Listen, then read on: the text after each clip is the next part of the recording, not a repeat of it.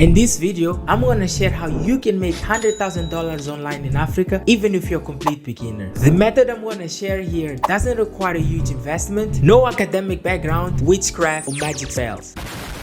You've probably watched a lot of YouTube videos promising to make money overnight with zero experience. But frankly speaking, most of it won't work for us in African countries. The culture, consumer behavior, and way of doing things in general, it's just different here. Ideas that work overseas simply don't apply here. And no, it's not Forex, it's not affiliate marketing, and it's not dropshipping. This is the exact process I used to make more than $100,000 online in Africa and afford my travels around the world.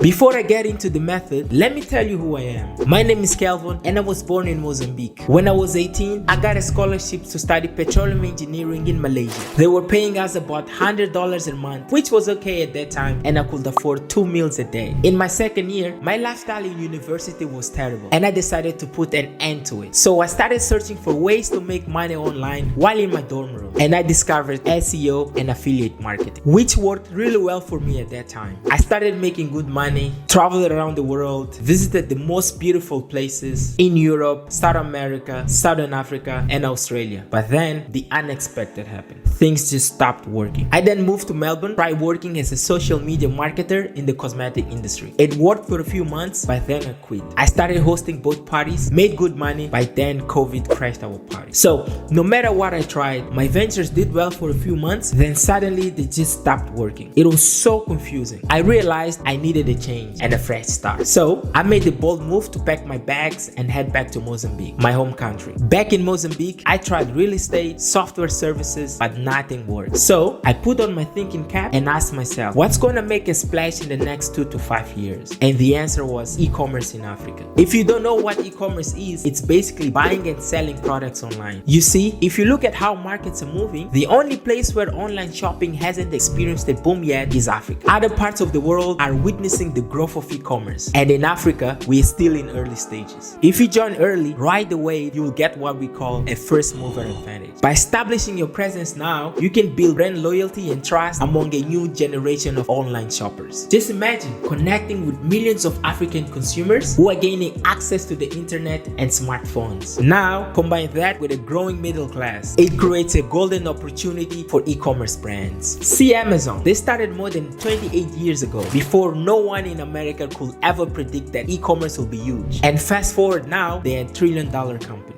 Now, it's almost impossible for new players in America to compete with them. They have expanded to Brazil, UK, Japan, Europe, and recently to South Africa. Do you see where this is going? I'm not saying you should start building an Amazon-sized business, but I can guarantee you, if you start now, that the market is unsaturated. Even if you capture a small size of the market, it means money in your pocket. Now that we covered why e-commerce is the best business model you can start now in any African country, let's go over how you can start one with a small budget. But before that, let me explain you how e-commerce works. You'll need 4 elements to make e-commerce work. 1, product, 2, platform, 3, payment method, and 4, delivery method.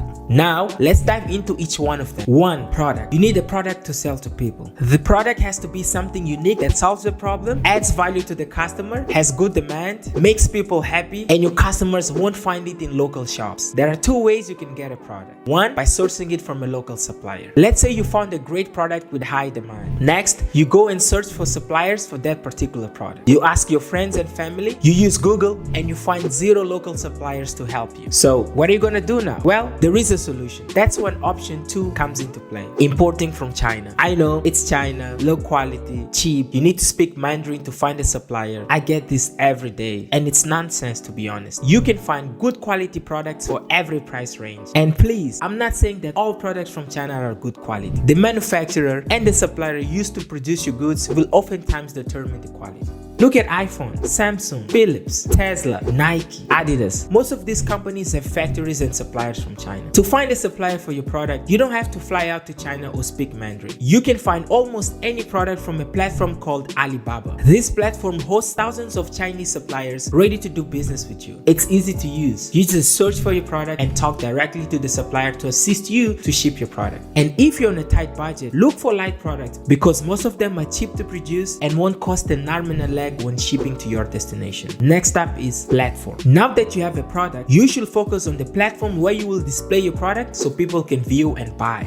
Back in the days, you'd need to set up a physical store for that. You'd need licenses, find space, talk to your landlord, negotiate rent, hire staff to work there if you're a busy person. But now things have changed. You only need an online store. These are easy to create. You can just Google how to start an online store. There are thousands of free tutorials you can learn from, but let me save you some time. Two of the most popular ways of setting up a store are Shopify or WooCommerce. For Shopify, as of the date I'm recording this, you pay a monthly fee which starts at $29 per month. On the other hand, WooCommerce is free. Using one over the other doesn't really matter. In your platform of choice, you'll display your product details, benefits, features, specifications including price, and visitors to the platform will be able to place an order to receive your product. It's an easy process that doesn't require any technical background. You don't need to learn coding or programming. Anyone with a computer or smartphone can do this. An even cheaper option would be to use Facebook or Instagram page as a platform. It's free to use and easy to set up. The downside is you'll have limited functionality, as these platforms are primarily designed for social interactions and content sharing. You won't be able to customize your product listings and manage your orders. 3. Payment. Now, this is the most important part. How do you get paid when a customer places an order? Well, there's two different ways to get paid depending on which country you're from. One is by accepting online payments like debit cards or PayPal. Let me give you an example about Mozambique. In Mozambique, only less than 18% of the population has access to debit cards. The average in Africa is less than 20%, compared to Europe, which sits above 80%, and most countries surpass the 90% mark. Statistically, for every 5 Africans, maybe one has a debit card, and those that have, only a small percentage have ever made a purchase online. We're far better than a decade ago, but there's still a long way to go. So, for most African countries, online payments only isn't an option, which leads us to the other option, offline payments. This includes cash, mobile wallets like M-Pesa, Paga, and e-wallet, and that is where the money is. Cash and mobile wallets are expanding at rates that were previously beyond our imagination. Not accepting any of these payment methods is a recipe for disaster. Here's why. Let me explain. Meet John. He's a middle-class African. His first internet experience was via smartphone, bypassing the desktop era entirely. He's probably one of the first people in his family to own a mobile phone. He might have a debit card, but never used it to pay online. He buys things in cash and is getting more comfortable with using mobile money. For him, those are the most reliable ways to transact. And guys, this is the case of many middle-class Africans, and this is the market we're tapping into. Let me explain how to fix this. 4. Delivery method. The only delivery method that has worked for people like John, well, including most Africans, is cash upon delivery. How does it work? Remember when we talked about having an online store? The interaction with your customer will start online and it will finish offline, and you will only collect the payment later upon delivery of the order. Cash on delivery, in other terms COD, is a very popular method in Asia where over 75% of the transactions are paid upon delivery. And now, this method is the solution for e-commerce in Africa, because people like John feel at peace when they pay after they receive the product. So how does the process work? If you're running on a smaller scale,